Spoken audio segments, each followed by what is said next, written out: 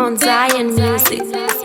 Daddy Chopisa Internationally, Madadisa my professionally. Atola masho wakageza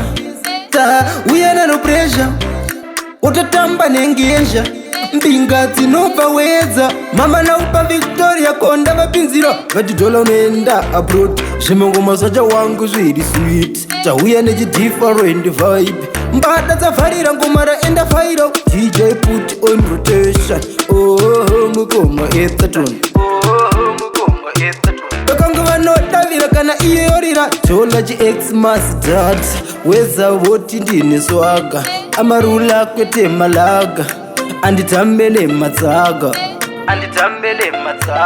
Paka ndauya naro pressure Rauya Ayureli mkomatimani Rauya Pingo zvimabatani Rauya Izuzu tinofara zvine limit Rauya Batosvika tosiya vari happy Everyday tinenge tiri ready Ndiri kuda tu nekuti ndine ndemakisi Ekubvuriza pressure ndoribvisa paeasy Make sure paposhto pane mashisi Ndokusina mutaka kuri kwemachisi Mungoma mukaka fresh kwete machisi Nakatula ndine contract nemapisi Kisimusifikile tenge tiri peace. Kutsvaga masenzi Kisimusifikile tenge tiri peace. Wagwan majizi Saka ndauya naro pressure Rauya Ayureli mkomatimani Rauya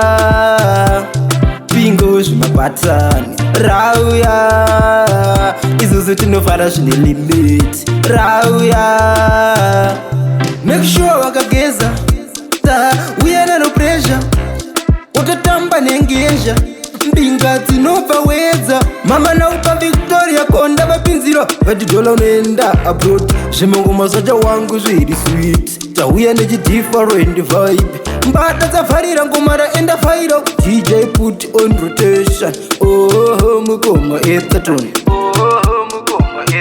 Bakangu vanotavira kana iye yorira Chola GX Mustard Weza voti ndine swaga Amarula kwete malaga Anditambele matsaga Saka ndauya naro pressure Rauya Ayureli mkomatimani Rauya Pingo zvimabatani Rauya Izuzu tinofara zvine limit Rauya Saka ndauya naro pressure Rauya Ayureli mkomatimani Rauya